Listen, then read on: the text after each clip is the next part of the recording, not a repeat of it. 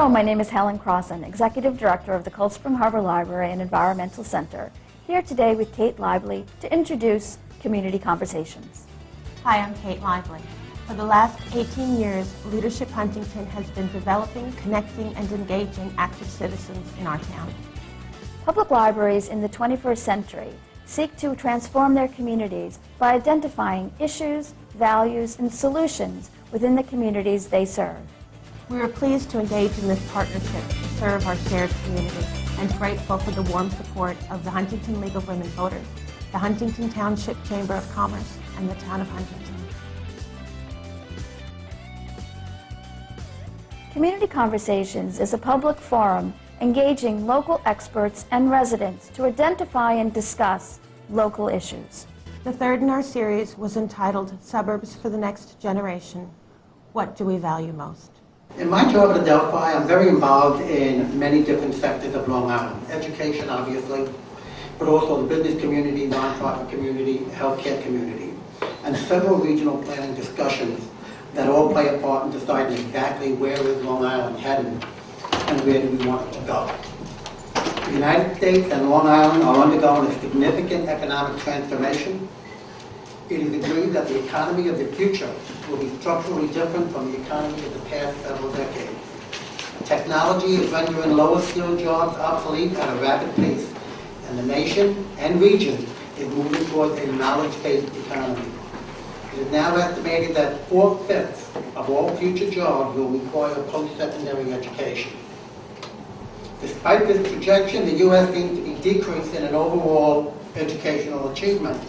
In fact, it has been suggested that if the trend continues, today's young people may be the first generation to be less well-educated than their parents. Our great-grandparent generation was required to have a strong will to work and a willingness to learn, and they got jobs. In 1900, the dropout rate in high school was over 80%, but that was fine. In an agricultural economy, you could talk to the corn in Germany, and it would still grow. You could work in a factory with little or no language skills, and you still do very well. And those days are long gone. In 1950, we improved that. 50% of all jobs were unskilled and could be filled with individuals with a high school diploma or less. Today, the dropout rate is closer to 27%. But that number is completely unacceptable. For minority group, it is even worse, at 44 to 49%. Today, new workers are faced with computers and technology. An estimated 80% of future jobs will require specific advanced skill sets, and many will require multiple skill sets. Many of today's high school graduates still lack the skills needed to succeed in college or in the workplace. All of this being said, Long Island is very well positioned to deal with these issues. We are one of the highest educated workforces in the entire state of New York and possibly the nation. Our proximity to New York City provides a huge amount of potential jobs. There are over 20 higher education and post-secondary schools on Long Island. But we still have challenges. Transportation, highways as well as public transportation, affordable housing for young adults to live, rising taxes across Long Island, attracting well-paying jobs to Long Island, access to affordable higher education, and finally having all this while keeping our quality of life out here in suburbia intact. We still want our neighborhoods, our parks, our beaches, our recreational spots, and our excellent standard of living. The question then becomes, how are we going to do this? Our panel tonight will certainly give us many ideas to consider. Friedman will show us how preparation for entry into the workforce starts in early childhood, and in fact pre-K. Children who participate in universal pre-K programs tend to be much more confident and successful later on. Yet only half of Long Island's elementary school districts provide universal pre-K. Tom Lodges will discuss how BOCES career and technical education programs are specifically designed to meet many of the region's workforce development and technical needs. To do so, both these and local districts must work on the relationship between each other. In addition, business must always be involved in curriculum design so that these programs actually meet the needs of employers. Equally important is knowing exactly how are we supposed to fund these educational programs, which we know we need, particularly with the 2% tax cap and so many challenges to making our education system financially sustainable. And finally, John Cameron can help us put all these pieces together and discuss the work of the Long Island Regional Planning Council and the particulars of the Long Island 2035 report, which outlines many of the vision and goals for Long Island along with some possible solutions. He will discuss the school's working group and its recommendation.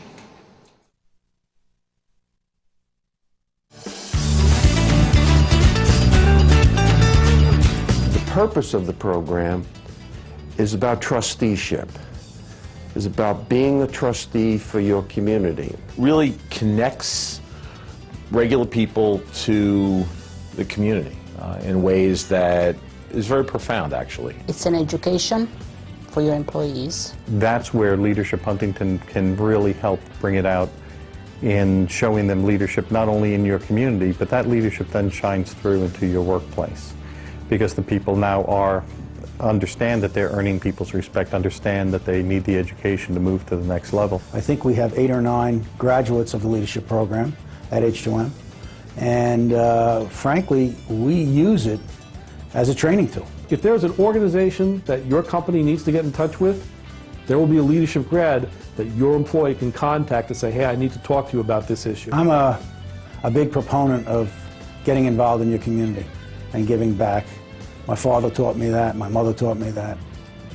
I've always had a love of the town of Huntington, and living here and having children here, always felt that it was part of my job to get people that I know and friends involved, giving back. I don't know anybody who's gone through this program, or 275 graduates, that hasn't really appreciated and been very positive about their experience and what it's done for them as individuals and as part of the community. You're truly developing leadership traits and leadership skills. So I think that the investment is well worth it. And I'd say if you're on the fence about doing it or putting through a candidate, put through one candidate, try it. And I think you'll find that you're going to be putting through candidates every year.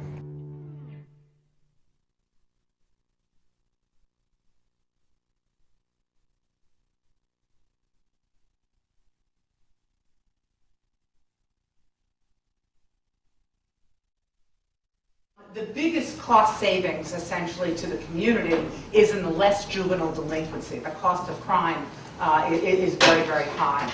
But what we're finding is that a whole bunch of economists took hold of this data, and James Heckman is a Nobel laureate who won his Nobel Prize for the work he did on post-school training and how to effectively help those kids that struggled in high school get on a track and get a career. But what he came out and said, a very iconoclastic, was that it's really in the 0 to 3, 4 to 5-year-olds where you get a better return on your investment. Like, you still have to help these other kids along, but if you invest in those early years, you're going to have a much better outcome. What they're estimating is that for every $1 invested in parenting and quality childcare, you get a $7 return on society. One of the studies said it was 17 to 1. That's just conservatively. That's a pretty good return on investment. People would take that today. You got Barack Obama, who just in the State of the Union a couple months ago mentioned early childhood. We know this works. Let's do what works and make sure none of our children start the race of life already behind. Ben Bernanke from the Federal Reserve weighed in. Preschool programs, particularly for disadvantaged children, have been shown to increase high school graduation rates. Arnie Duncan, Secretary of Education. Some kids know how to read fluently, others don't know the front of the book from the back of the book, but we could level the playing field. We could really start talking about every child going to college if we invest early. And a couple of months ago, the New York State Education Reform Commission, and the first sentence in the first chapter was the education pipeline begins for a student at birth.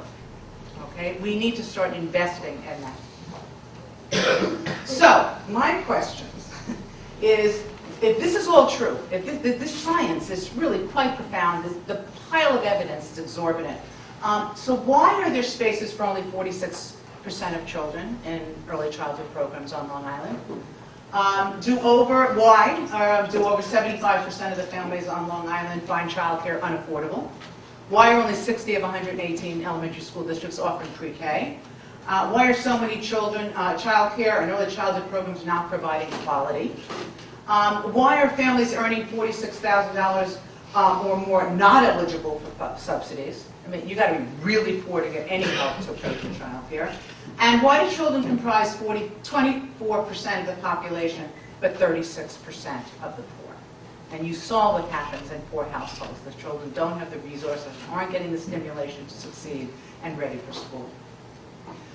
This is the demand and supply of early childhood on Long Island. You've got about 226,000 children under the age of 5. And as a definition of nobody over the age of 16 in the house to take care of them, the parents are working, however many they have, about 133,000. Now remember, there are a lot of families where one parent is not working who still believes that early childhood is important and wants to send their child to a program. I'm only talking about those who absolutely need it because there's no adult at home for them during the day. But then look at the supply. You got about 35,000 kids in child care centers, 12,000 in family child care, which is where a neighborhood woman takes care of between 5 and 16 children. You got 6,200 in nursery schools, and 8,500 in universal, it says universal pre-K, that should be. And the total number of space is 61% total. And you end up with about 46% of the 133 trying to find those 61,000 spaces. This is a problem. And then on top of it, you have an affordability issue. Many of you probably know, a lot of child care programs can cost $10,000, $12,000, $15,000 a year. But for families, as you can see, the income's along the bottom, but the cost hits them when they're young, when they haven't really made it in their careers, they have less income. And they have an expense that's higher than college. And they're not getting subsidies, they aren't getting loans. For many years we tried to create an early childhood funding system that was very much like higher education, not really tenable because of the short time frame that parents have to amass the funding they need to provide it. You can see here too that children in out-of-home care, the more income you have, the more likely you can because you can afford it. And what we've been doing is trying to take this knowledge and work with the community to assess, okay, how ready are kids? And the instrument we're using is something called the Early Development Instrument, EDI.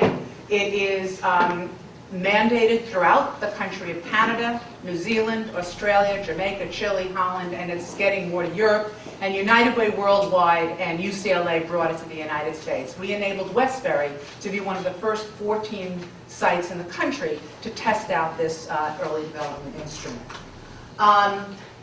Let me back up before I give you the colors. What's unique about the EDI, number one, it's the whole child. And we've really been trying to redefine what school readiness. It is not about numbers and letters and words. And of course, it's a lot about literacy, but that's not all it is. If a child is not healthy, they can't learn. Okay? If they don't have social competence and emotional maturity, they can't sit still and listen. They can't focus.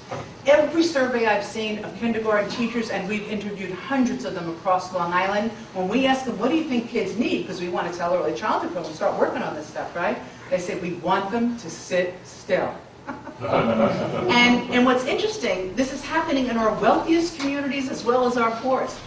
And in the poor communities, it's because they don't have anybody looking after them, they're watching television too long. In the wealthy families, you've got kids doing this all day. You've got kids interacting with screens and not having the typical pleasures that I'm assuming everybody else in this room had, which was called a free-range childhood. We went outside, we said, bye, Ma, see you later. We found a group of kids, we made up a game. Someone didn't want to follow the rules, we meted out the punishment. No parent overseeing us, none. No cell phones. When the lights went on at night, that's when it was time to go home, right? Children aren't having those experiences anymore. We have play dates. We have then soccer and then piano and religious school, and I mean, their calendars look like mine. It's crazy. They don't just play, and play is what is children's work. and it allows them to create the executive functions of critical thinking, problem solving, curiosity, imagination. You look at all the surveys of CEOs and what they want in their workers, that's what they want. They want curiosity, imagination, collaboration, teamwork. That's what children learn to do when they're playing. And they don't have those experiences anymore. And they're coming to kindergarten, and we're trying to force feed them with second grade is the new kindergarten. I mean, it looks like children are being asked to do things that they are not ready to do. If you gave them another year, they'd get it in 2 seconds and wouldn't be as stressed as they are. So what the EDI does is look at the whole child. But what's and the kindergarten teachers fill out this assessment in kindergarten, and it's about 10 to 15 minutes per child to take the assessment. But what's most unique is the data do not come back by child or classroom. It comes back by neighborhood. So now it gets the pretty colors. So that's Westbury. Okay, and for those of you who might be familiar in Nassau, that's Old Country Road. Right here is Roosevelt Field. Okay, so that's everyone knows Roosevelt Field. So you've got these 4 communities, and the darker the area, the more vulnerable the children. And so we have a chart, one for health, one for social competence, one for emotional maturity, approaches to learning. This is the percent of children who are vulnerable on 2 or more domains. And what the other countries have found is that these data are predictable, through 5th grade, if you don't do anything. If you just get these scores and the kids go through, you're going to find that these kids are still vulnerable by the time they get to 5th grade. You start behind, you stay behind. That's pretty much what happens to these children. But what we also did is asset-based community development, ABCD. You lead by stepping back. We're out there in Westbury. We've got 65 organizations working on a early learning leadership team to try to create responses to the data. Given the vulnerabilities we've identified, what can we do to get rid of those vulnerabilities by the time they get to kindergarten, and we're saving the school district a ton of money. So all those geometric shapes are pediatricians, family literacy programs, early childhood programs, and the like. And as you can tell, and this is very effective with policymakers, that the areas where the children are most vulnerable is where there are the least services. Now, access is always an issue. Is it transportation? Is it the hours? They don't speak the language. They don't take the insurance. There are a whole lot of reasons why the parent might not buy. But when they're not nearby and you've got a community where there aren't a lot of cars and very little transportation, this is a problem. But we've been able to show the community this. And they said, oh, well, we can start something over here, and we can do this thing. We're starting a pop-up library and the new Yes We Can Community Center, and building an outdoor classroom, an all-natural play space for children, in Newcastle, which is that sort of top right green area. And we just keep on responding to the data. We meet monthly with the leadership team, and they're picking up more and more the different kinds of ways that they can intervene to try to make a difference. And this is the model. Ready families plus ready communities plus ready schools plus ready systems equal ready children. And you've got to do all those things. And so those are some of the initiatives that we have intervened with in Westbury with the help of our leadership team. And what we're seeing is increased awareness about the importance of the early years, recognition of community needs, more partnerships and collaborations, and more advocacy. We're about to announce on June 12th that the Roush Foundation has given $75,000 to Westbury to set up what we're calling a Ready, Set, Achieve Fund. And there are going to be grants given to many members of the leadership team to start implementing some responses to the EDI data. But what's most exciting to me is there's going to be business and government leaders who are going to be the ones reviewing the proposals and making the decisions about the grant. So now you will have a more informed business community and government community about what the problems are, and the agencies out there working a way to try to fix them. And we hope that leads to longer term assessments. But we've got these challenges, and this is the point I really want to end on, and I think it's a good segue to both John and Tom, which is that here we are working on school readiness. We care about kids. But every time we try to do something, we bump up against one of our other civic issues, the crises that we've had for 50 years in housing or transportation, or how long can you have a crisis? Anyway, so racism, of course, is first. And, I grew up in Westbury, and back then, it was a black-white problem. Now, it's a black-brown problem. And you have a lot of very middle and upper income African-American families who have lived there for a long time, feel really good. That community looks no different than when I grew up. Not one blade of grass. It's amazing However, they're resentful. There's a lottery for pre-K. There isn't enough money to cover all the kids who need it. Well, they may not get in now. They're unhappy about that, and I get it. But the fact is we have to work on finding ways to lessen that. But a fight broke out between two fathers online for pre-K. Lack of affordable housing. 20% of the kids in Westbury didn't start school on time because the parents couldn't substantiate residency because they had a sub-landlord in a house with 4 or 5 families. This kind of thing is backing up. No representation. A large Hispanic community, and there is no voice for them. There's no representation on the library board, on the school board, on the, you name it. You look around the community, and it's hard for people to give voice to their concerns. And the lack of literacy and access. Relatively few places that parents can access to learn English. And then we keep on going to public meetings and there is no translating. I know Steve Malone came out to say that's true, that ain't happening in Nassau. And there are just a lot of people disenfranchised as a result. And cultural confidence. There are just too many people who don't understand why people have come to this country. And through the generosity of the Hagedorn Foundation, we sent a staff member down to Oaxaca, Mexico, with a group to understand the roots of migration. We came back and we gave like 10 presentations to teachers, to administrators, to parent groups, to the NAACP, to try to explain why people are coming to the United States and what they had to do to get here. It takes a village to raise a child. On Long Island, it takes an incorporated village, but we can still do it. And I think we can reach for the sky with the kids, but we got to invest. There's no more K through 12 as I'm concerned. There should be P through 20, which is Hawaii's system, and the P doesn't stand for pre-K. It stands for prenatal. Thank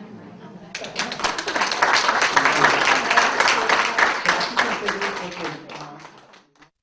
If I was somebody who was thinking about sponsoring Leadership Huntington, why would I do that? What benefits do you feel? Well, you're either going to create a leader that you know that's going to influence you directly, or create a leader that you don't know that's going to influence you indirectly. If it's someone that's within your company, they're going to help your company grow. Absolutely, because they're going to grow. And they're going to learn how to foster their own basic leadership skills. And even if you don't know them, they're going to go out from the benefits of your sponsorship and become a leader to somebody else. And so indirectly, everything all goes around, comes around, as I always say.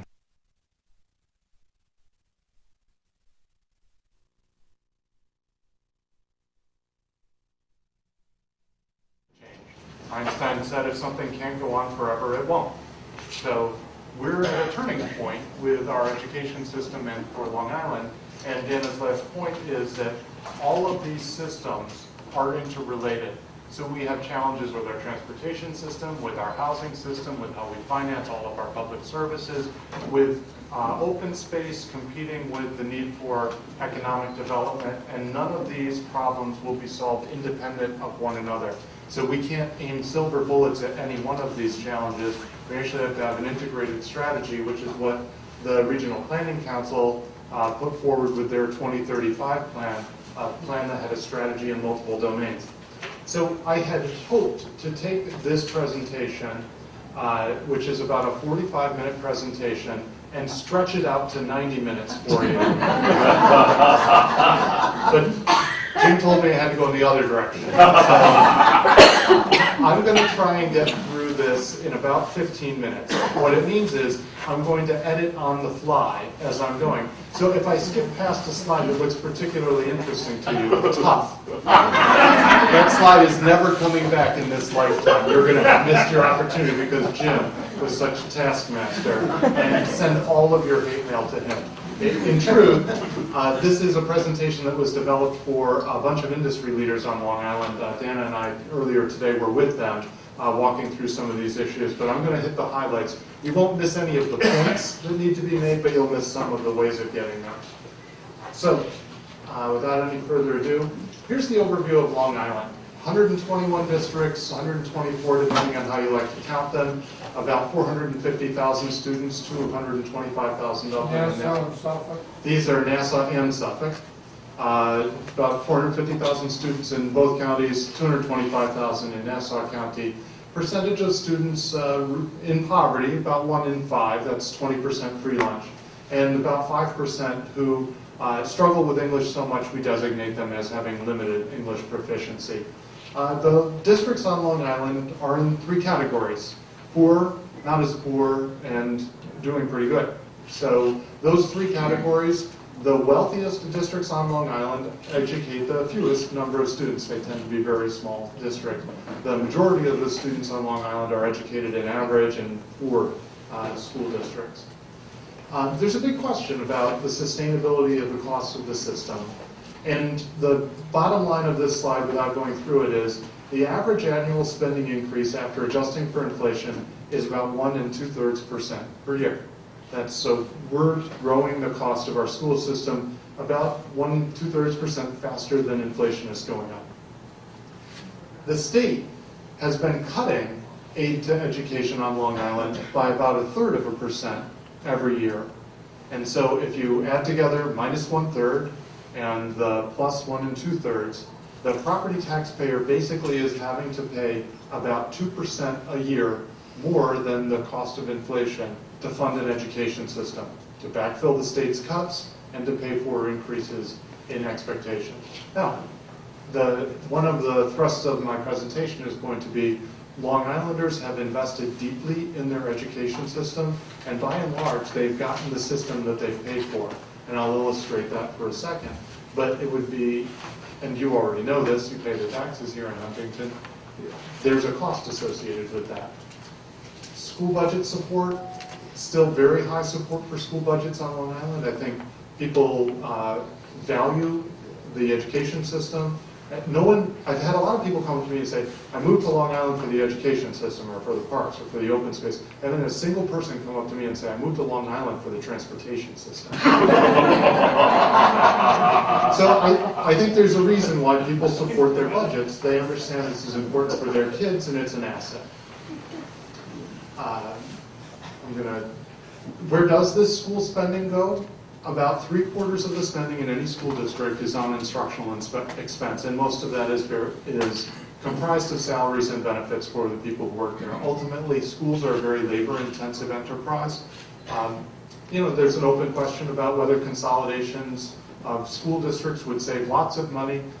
The function of central administration and board is only about 2% of a school district's overall budget. So even if we were to become one single unitary Nassau school district, the amount of money that could be saved by just eliminating administrators might be as much as 2%. I actually think that that's optimistic because you'd have to have layers of middle management in order to be effective. And so ultimately, the real costs are in how you staff the overall program of school districts. What about student outcomes? So here's where we make the argument that Long Islanders have gotten the system that they invested in. The governor says New York spends more than any other state, but only ranks 38th in graduation rates. And yet the national newspaper of record in the education world is Ed Week, and they have ranked New York this year 3rd, last year 2nd, the year before that #1 as education systems relative to other states. It does beg the question, though, what would happen? So you get a little difference of opinion between our governor's opinion and the national newspaper of record. But even so, we know we've got to improve. But it does beg the question, what if Long Island were its own state? How would we rank in quality counts or relative to other states? And the answer is pretty good. So we would be #1 in completion rate, the number that the governor says is 38th for the state overall. Long Island would be the 19th largest state in the country if it were its own state. And we would be the #1 completion rate. We would have the #1 number of Intel scholars. The second place state would be the rest of New York, by the way. We would be the #2 state in the country in terms of number of Siemens scholars. Half of our students get advanced Regents diplomas versus 1/4 of students statewide. High schools in the top 100, top 7%, etc. This is a very good education system. It has been a huge investment to get there, but we're getting it. The question is now, what do we do to preserve this excellence, and how do we make it sustainable given our economic challenges? These charts all show that we outperform the rest of the state, and then this is the big question. Is good good enough? Because there's a huge disparity between our wealthiest and least wealthy districts. So I won't go through the numbers, but I'll show you an illustration. This is the wealthiest 10% of districts on Long Island contrasted with the poorest 10% of districts on Long Island. And on every measure, the wealthier districts outperform the poorer districts because they have about $28,000 per pupil behind them versus $22,000 per pupil behind them. And this is sort of all of the education system in a glance slide, so we'll spend a couple seconds on it. This is a comparison of school districts. This is Nassau only. And on the left-hand side, you have the graduation rate. So the higher the bubble is on the chart, the better the graduation rate. And the left-right direction is how poor is the student body? How many of the students in the student body are in poverty? So the further right you go, the harder the poverty challenges are to overcome. So you see most of the districts in Nassau County are clustered in the upper left-hand corner, not a lot of poverty, and all achieving 95% plus graduation rates.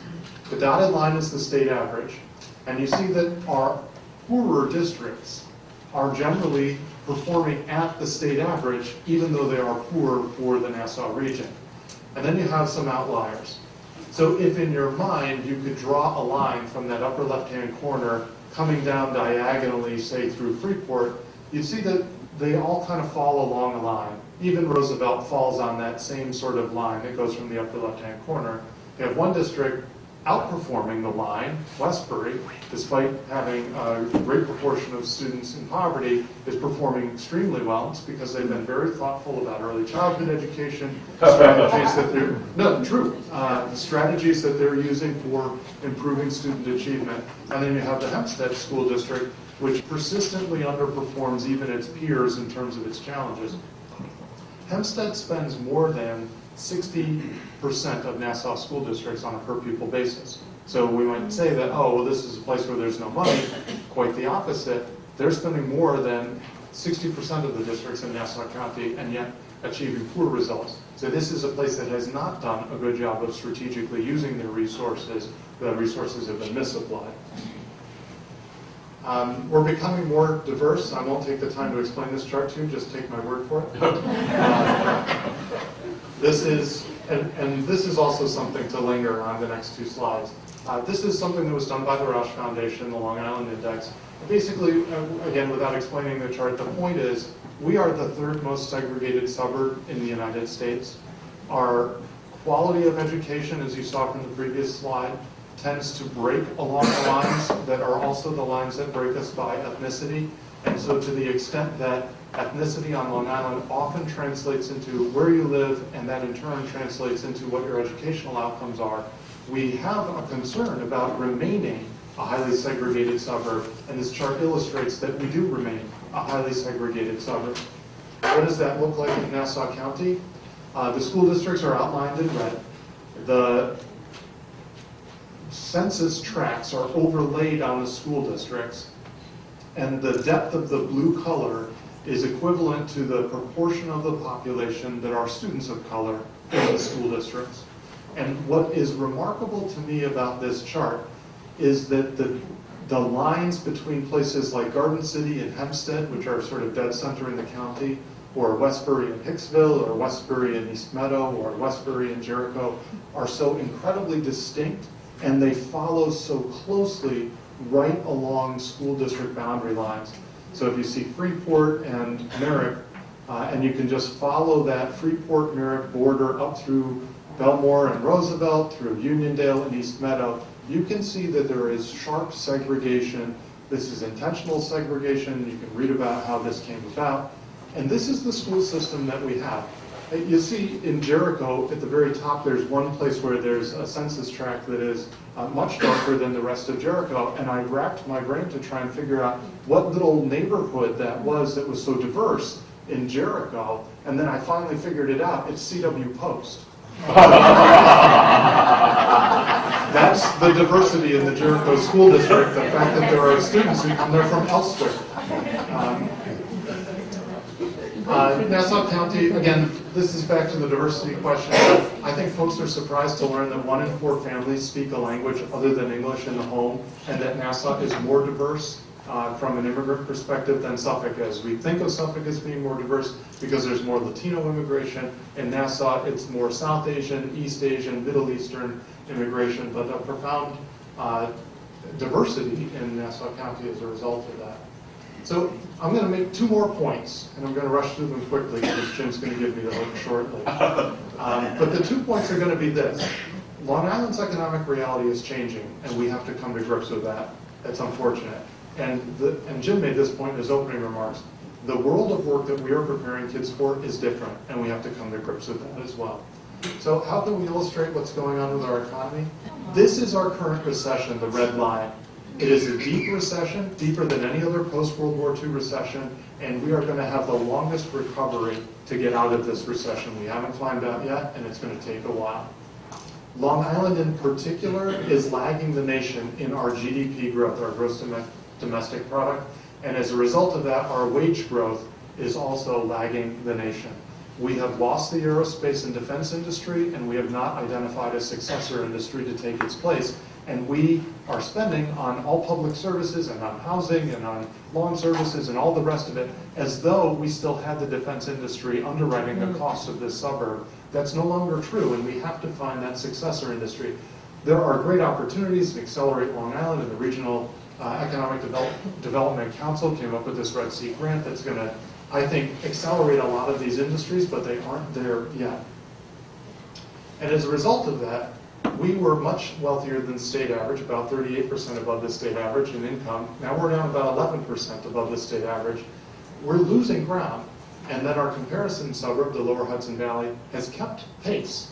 So they were above the state average and they remain above the state average. So it's not that all suburbs are losing, it's that here's a comparison suburb that's still doing okay.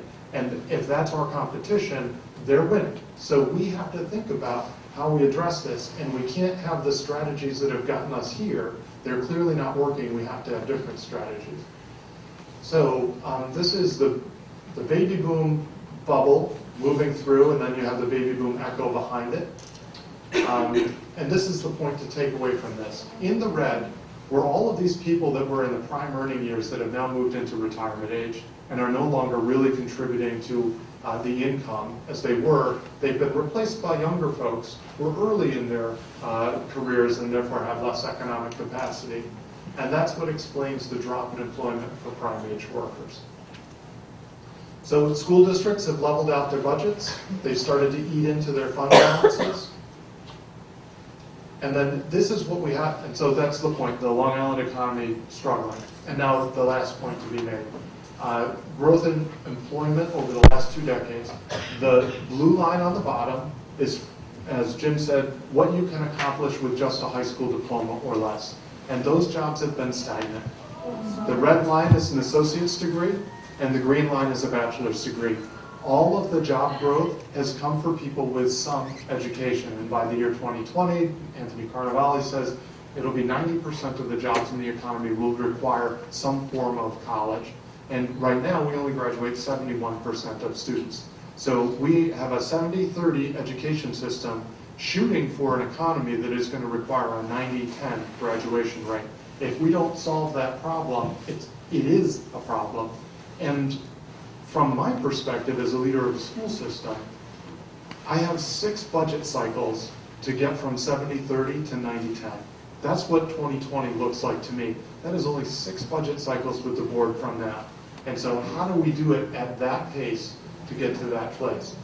And then all of the other slides make it even more dire. So I've got more things that just, if you didn't believe me from the first 20 slides, I got 20 more that make it worse. But rather than horrify you, I'm going to turn it over to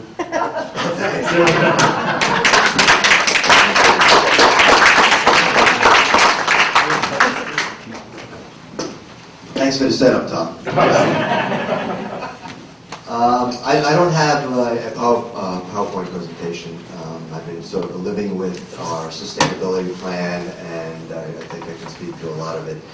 And you've seen a lot of data, a lot of statistics, but I think I'd like to sort of try and pull it all together. And how does this affect Long Island and our future sustainability, future viability? A little background on the council. I chair the Long Island Regional Planning Council. It's 12 members. 8 members at large and 4 elected officials, 6 from Nassau, 6 from Suffolk.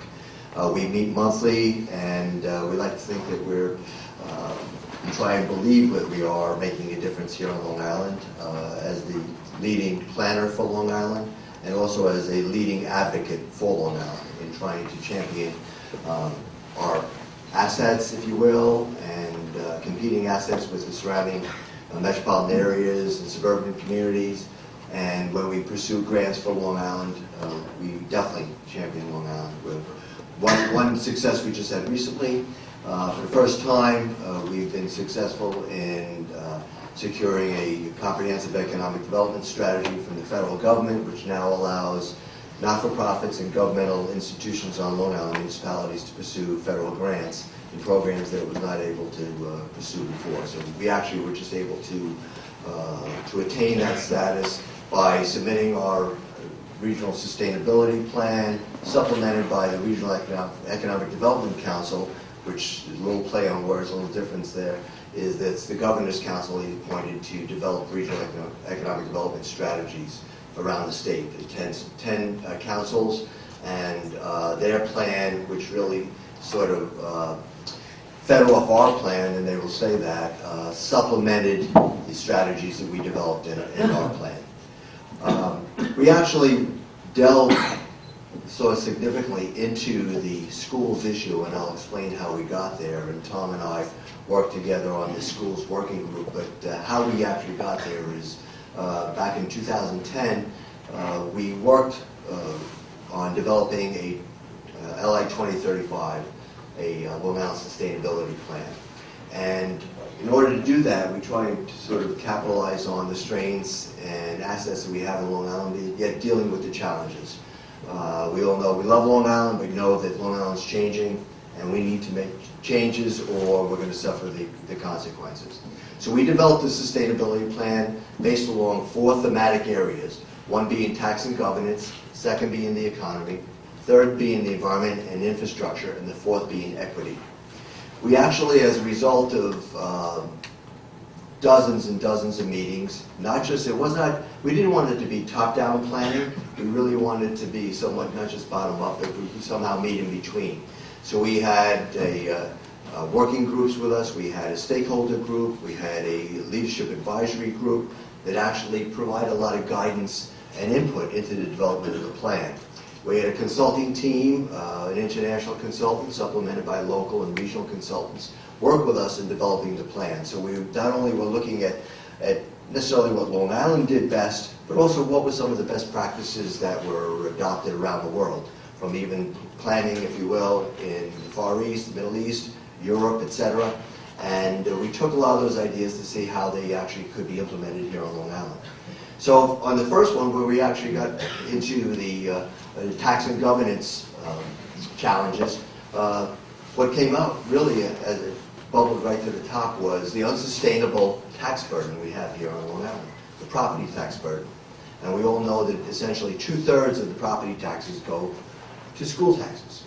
And that's actually how we actually got heavily involved in the schools working group.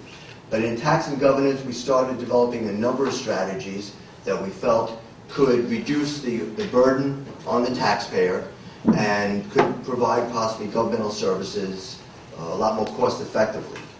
We know that we have a lot of if you will, overlap in services provided in around all over Long Island. We have, as you know, we have 2 counties, we have 13 towns, we have 97 villages. But you'll hear anywhere from 600 to 900 different taxing districts, literally, on Long Island. And one of our favorites is that there actually is an elevator district. Probably taking patronage to a new level, but an elevator district that can actually assess taxes. But we know that there's a lot of overlap between the various levels of government. So as a result, we wind up with a lot of inefficiency. But when you try and look at consolidation, whether you talk about schools or other levels of government, you always sort of get the pushback on home rule. And we've had that when we've talked about any initiatives we try and advance through Albany, is that Long Island's always been a home rule community, a home rule island, if you will.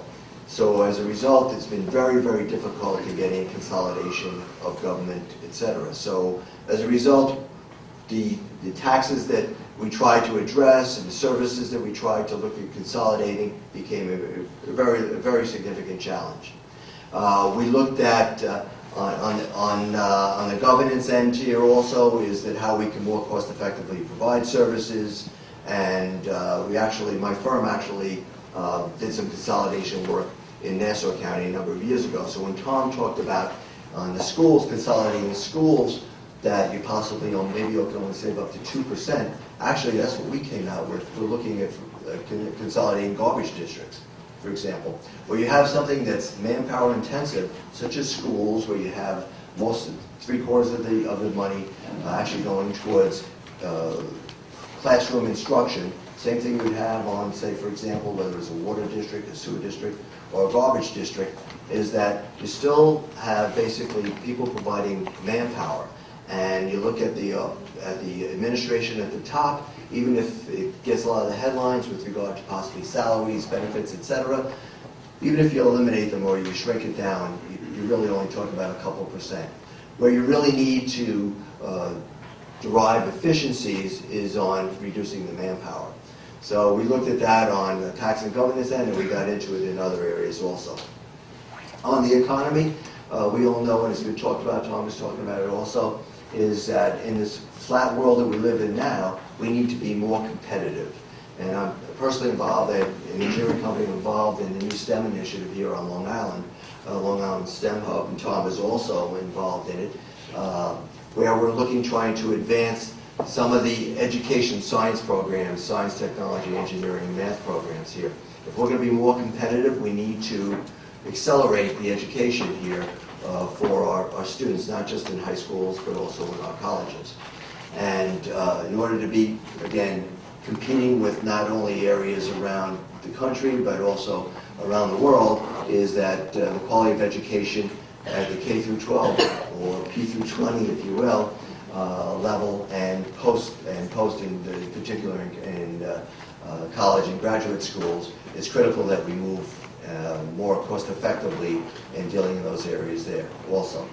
On infrastructure here on the island, environment and infrastructure, and the question was raised earlier as to whether we need to compromise our open space and sacrifice our open space for our quality of life in order to provide a stronger economy, etc., is we have a lot of challenges here with regard to our infrastructure here on the island.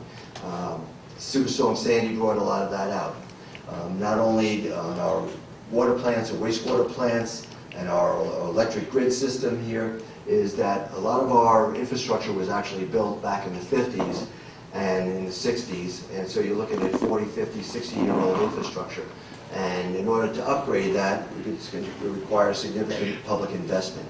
So how do we more cost effectively provide our infrastructure here on Long Island? Whether it's consolidating water plants, wastewater systems, or whether looking at transportation systems. You've heard possibly that in Suffolk County, County Executive Malone is looking to create a county-wide sewer district. Suffolk County has a county-wide water district where they more cost-effectively provide water than, say, for example, the numerous private districts in Nassau County. So the county executive is looking at possibly taking the model of the Suffolk County Water Authority and say, why can't we use that for wastewater planning? In Suffolk County, we have 70% of the county is unsewered. They operate on cesspools, septic tanks, etc. Nassau County, over 80% is sewered. And the challenge where we've come to grips with, trying to come to grips with, is that in order to grow the economy, we need to have businesses flourish, we need to have density, we need to have housing. We need economic development in our downtowns. But if we don't have sewers in our downtowns, we're not going to be able to have the density to provide the affordable housing that can house the workers or the businesses in our downtowns that can help the economy grow. And with that, we're not going to be able to grow our commercial tax base, which puts still a greater burden on our residential tax base. So the county executive is looking at ways that we can possibly create sewers in the county and get the economic growth. I also serve as the Long Island representative for the New York Works Task Force, where the Governor Cuomo has charged us with looking at not only prioritizing infrastructure around the state, but also developing alternative strategies for financing of infrastructure. Because right now, basically it's the taxpayers that are paying for it, and it's been done conventionally through your tax rates. We're looking at alternative strategies. You may have heard about public-private partnerships. You hear about tax increment financing, where you possibly take the incremental benefit from the growth in your development and capitalize that to fund the infrastructure today over possibly the next 10 to 20 years of tax revenues, the incremental tax revenues that you would see from that. You also have pension funds that are possibly going to be tapped now that can be utilized in funding a lot of this infrastructure. So the funding of infrastructure is a big challenge here on Long Island. The water and wastewater and solid waste infrastructure is critical for how we're going to continue to operate and survive here on Long Island. You know, in transportation, we all know here, and Tom made the joke here, that not many people come to Long Island for the transportation network.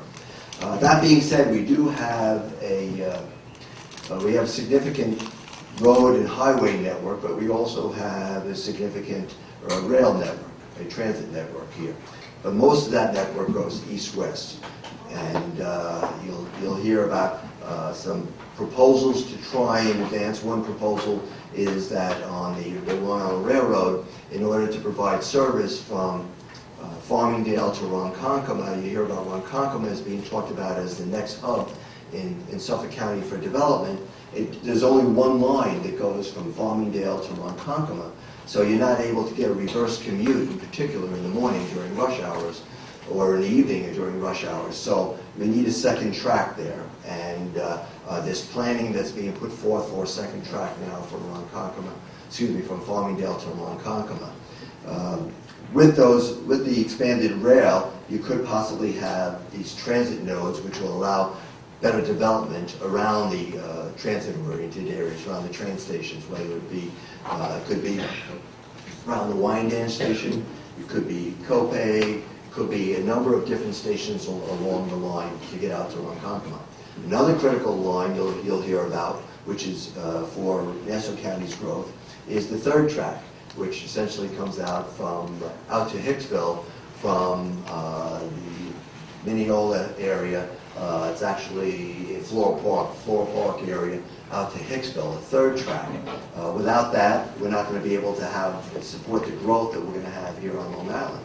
So you hear about transportation improvements that are necessary, water, wastewater, our electric plants, power generating plants. Governor Cuomo was in the news today. He's proposing for LIPA that LIPA be possibly taken over by PSE&G, which is the selected successor to National Grid, as the operator of the transportation and distribution network on Long Island, and convert LIPA into essentially a holding company.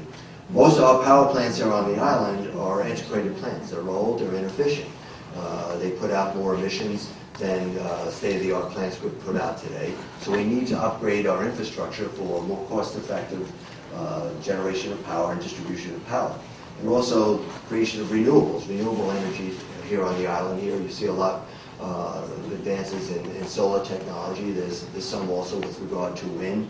There's also geothermal, and some other technologies for renewables. Renewables are potentially great for the environment, but frankly they're much more expensive than conventional fossil fuels. So while you have a lot of people who are championing renewables, we have to recognize that we do pay about the third highest rates in the nation here for our electric power system.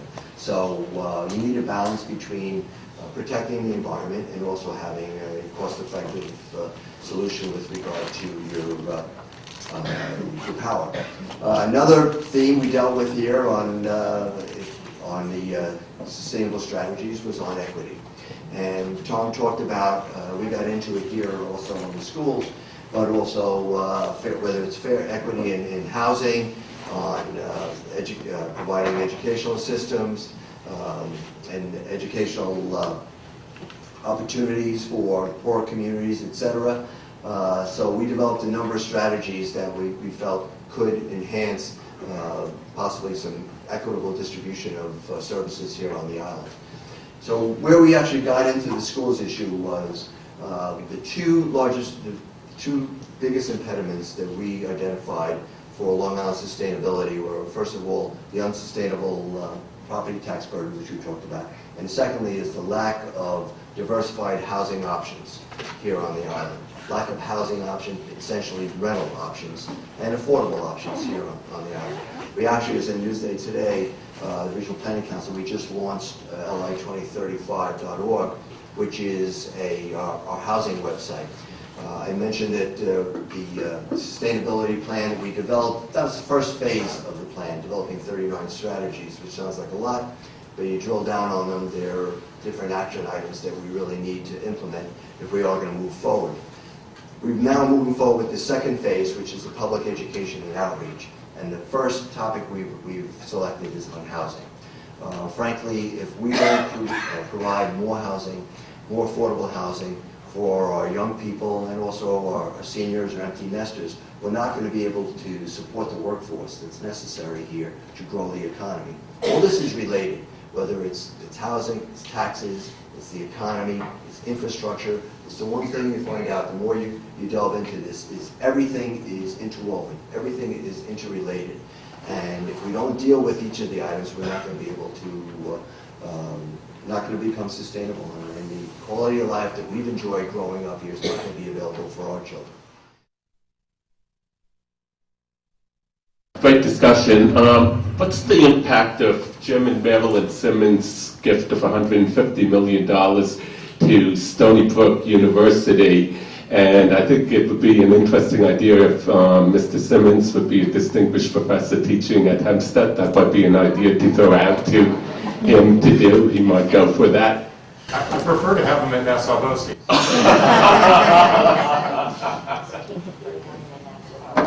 My way around. My name is Daniel Carpin. I'm a resident of Huntington. I've lived in Huntington for the last 58 years.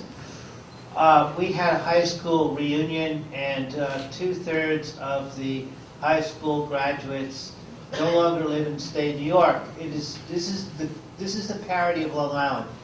We spend a lot of money on education, so our students get really well educated. What's the lesson they learn? It's too expensive to live here, so they move away. I should like to make a comment on that, is that if Long Island were a business, who would ever invest so much into your, say, your interns or your, for me, young engineers, just to train them for some other company? Is that we put so much money, so much investment in our young people, which should potentially drive this economy for years to go, and then we don't provide the housing or make it conducive for them to stay. So we're basically educating the workforce for the rest of the country.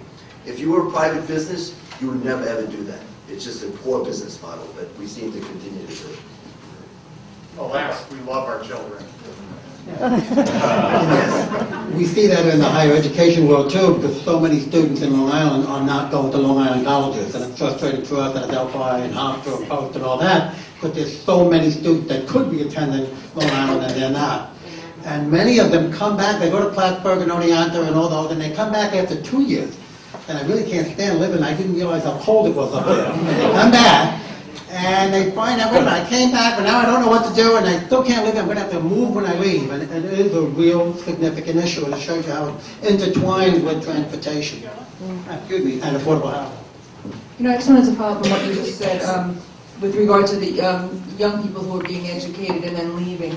What do you see as the biggest obstacles to the building of housing? Would you say it would be the local governments? Would you say it's our communities? Because I know there are options out there for housing for, you know, they're trying to bring housing, build in these hubs, and I guess they're slow moving. It sounds good. I'm going to give you an idea. We're competing with surrounding suburban areas. Kids who want to live in the city, they want to live there for the excitement, the activity, some people say the bars, walkable bars, etc. but we have less than 20% of our housing stock is rental housing. And you go to Westchester County, it's double that. North Bergen, it's like double that. Today, kids, if they get married, they get married in their 30s as opposed to my generation, we get married in our 20s. So they're looking for basically for an apartment. They're not looking for the 3 or 4 bedroom house with white picket fence. Maybe when they get married, they live in the city, they want to have kids, maybe they come back out here. But in the meantime, a lot of times you're losing them. So the problem we have here is a lack of rental housing and unaffordable housing. If you look at the rents, because it's supply and demand, there's not enough supply to satisfy the demand, so the prices are all through the roof, literally through the roof. And so young people, if they do live in apartments, they can't save enough for a down payment. So it's a very difficult spiral. So it's unaffordable. Getting back to we don't have, first of all, have the housing, it goes back to the zoning authority. The zoning authorities control the creation of housing. As I mentioned, the zoning authorities on Long Island here, we have the county, 2 counties control no zoning. It's the 13 towns, 97 villages, and 2 cities that control the zoning. And frankly, you could talk, like I said this on Long Island, there's always 2 answers to everything. We talk about housing and affordable housing. There's always 2 answers. The first one is absolutely we need it. Unfortunately, inevitably, the second answer is always just not here. Wherever we go, it's just not here. Now, we had this discussion today on housing. I have 2 town supervisors on my council and 2 mayors. And they talked about it and said, listen, we all know we need it, but you have a hearing on a proposed project and there's 100 people in the room, the elected officials are diving under their desks. Frankly, is that we have opposition to projects all over the island. You hear people say, we're an ownership community. We don't want the rental housing because those people are going to come. Whoever those people are is typically the children living in your basements. But those people will come. There's a fear of change, fear of the unknown. So we don't have enough housing, it's unaffordable, and so as a result, our young people are not staying. Can I ask a question to the group? How many of everybody here at one time rented? That's us, that's not them. Absolutely right. Hi, I represent a constituency of young people here on Long Island, and many of them are in the room here. I have a few questions because there are a lot of contradictory information that was communicated between Tom and John. Tom had communicated that we actually are, Long Island, have the #1 schools in the country if we were to categorize Long Island as its own state. Then John mentioned we need to be more competitive in our education to have jobs here. Right. However, as many of the people in this room have suggested, those young people, my fellow classmates alike, have left Long Island because of all the things we've just mentioned, lack of affordable housing, lack of renting, and so forth. So it leads to the question, what jobs are necessary to have on Long Island to keep our highly educated kids on Long Island? Further, you mentioned, John mentioned the development of downtown areas where those people can find affordable housing. However, those downtown communities often lack public transportation to industrial corridors such as Melville, Bohemia, Islandia, Plainview. So with that being said, would you suggest or find a positive attribute to our growing community and changing to develop residential spaces in those industrial corridors, such as Melville down the Route 110 corridor, down the Vets Memorial Highway in Bohemia and Islandia, on Sunnyside Boulevard in Plainview, where all these industrial places are? Why are there not high-density housing right there where it's be easy to implement mass transportation? So John and I are going to split the answer to your question. So if you discern the difference between us on the education issue, it's only because we misspoke. Because the only difference between how we see that problem is that John thinks BOCES are a good solution, and I think they're a great solution. The real point is, when John says we have to become more competitive, It is because we are no longer competing with Alabama and Mississippi's education system. We were never competing with them. With South Korea's education system, with Finland's education system, with Ontario, with Shanghai, with these top performers in the world. And work can now be commoditized. We can break knowledge work and serve it over the internet from anywhere in the world. And so location is much less important now. The knowledge and skills are more important. And we still have this 70-30 needs to become 90-10 problem. And so we share the same perspective on that challenge. Even though it's a great system, could be the best in the country, it's not good enough for the future that we anticipate. And then, so how do we get young people to stay? Sure, and your point is well taken on citing of residential development. That being said, is that we're talking about in the downtowns, I was talking about transit-oriented nodes, such as Hicksville, you could have a Copeg, and Ronkonkoma, if you will, all along, say, the Babylon line. You have Wyandanche's proposal for Wyandanche development there. If we can have dense development down by with the train stations, then for the most part, a lot of workers would not necessarily need cars. We had a presentation today on Thoughtbox, which is Mark Fasciano looking to put his high-tech development, which he does have now in Hicksville, and he said he has actually workers coming in from Queens and from Brooklyn because they can take the rail line. But the problem we have on Long Island is the rail goes east-west. They talk about north-south.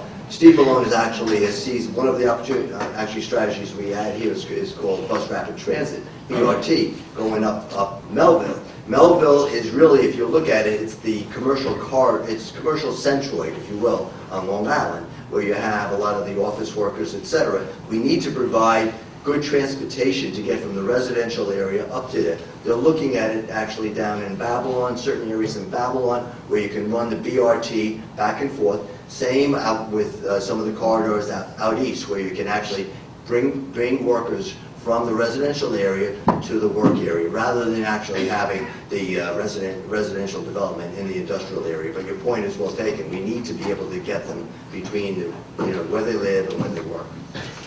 Quickly, to Tom's point about a global competition, the United States was #1 in the world for many decades, and the number of individuals between the age of 25 and 34 with a college degree. We are now 12th. So the competition, as you said, is not just in the United States. In a global economy, and with 12th in higher education, that's a problem. I am not an educator, but I value education. I am tired of everyone bashing our education system, saying we have to take money out. I get so angry. We are competing with other countries, sure, but don't they value education? Are they always slamming the teachers and the money that we directly put into our system? That is the future of our country. If you want to make Long Island a good place, get the high-paying jobs. Sure, our people move out of New York State and they go down to these other little, or I shouldn't say that, the other states.